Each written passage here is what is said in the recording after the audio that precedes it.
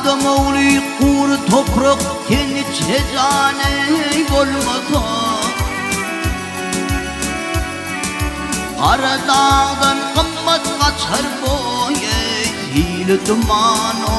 olmasa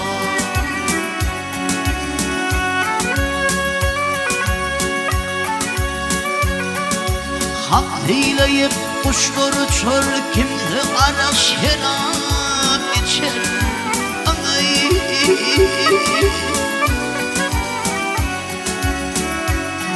Ay akbalganı devlet göçer boy halkın adamı olmasa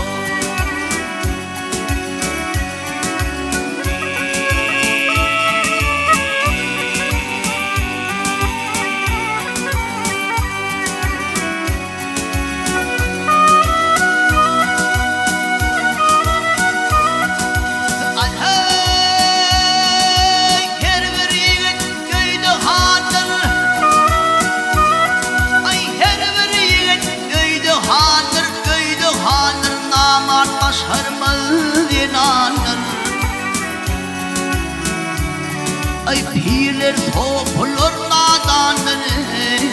Kullu Kur'an'ı bulmasa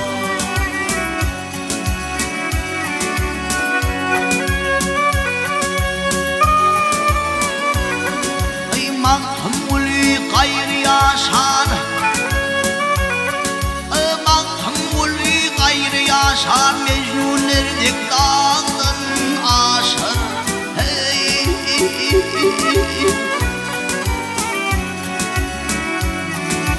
ulusiler dağa çaşır boye Mirnerden hano olmasa